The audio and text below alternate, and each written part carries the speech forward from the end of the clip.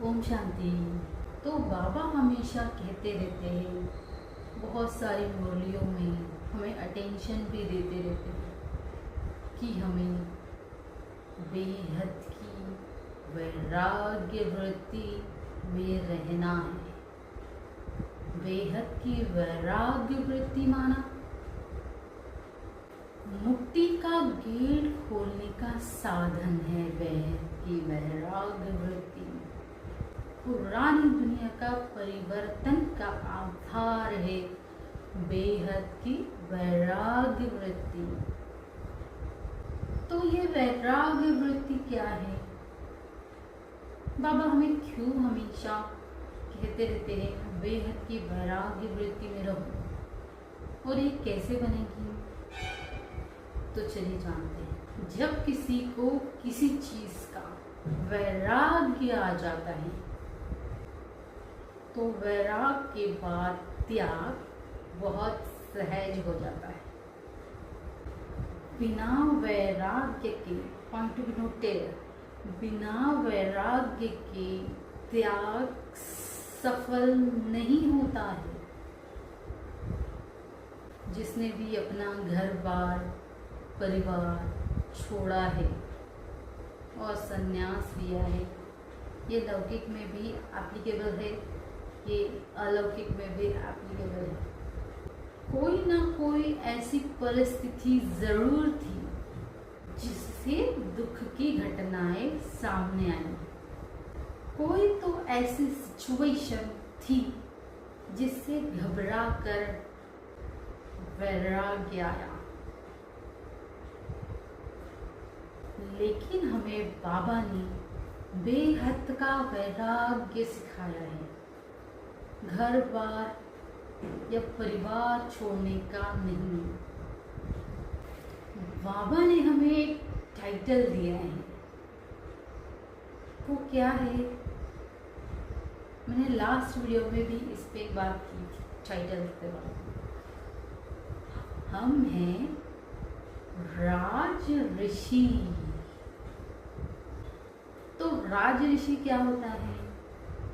तो राज ऋषि का अर्थ है बेहद का वैराग्य।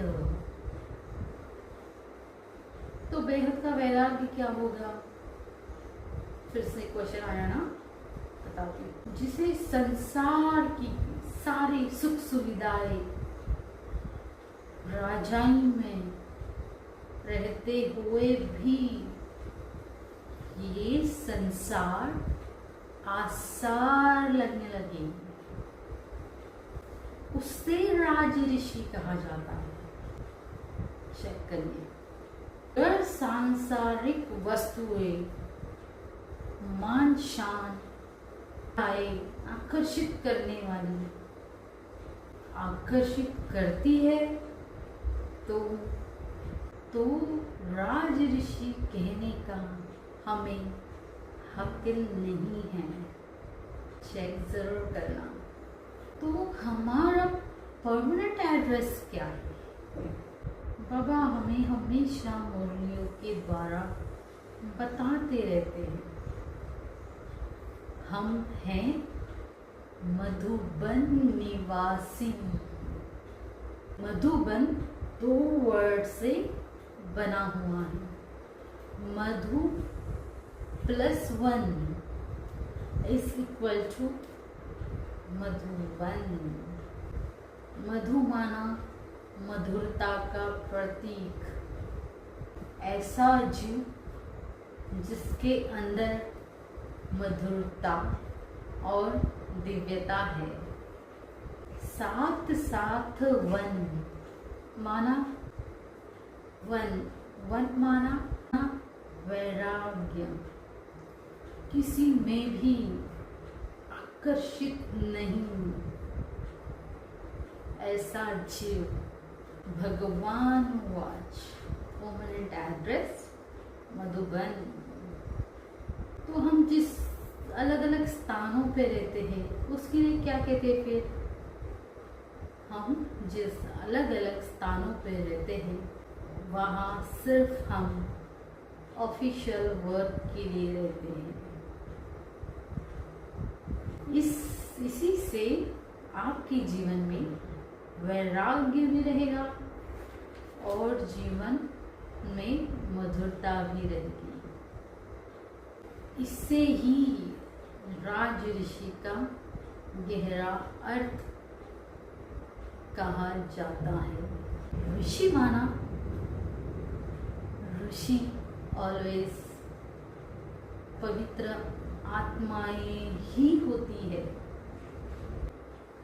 ऋषि ऑलवेज वैरागी आत्माओं को ही कहा जाता है, लेकिन हद के नहीं, बेहद के।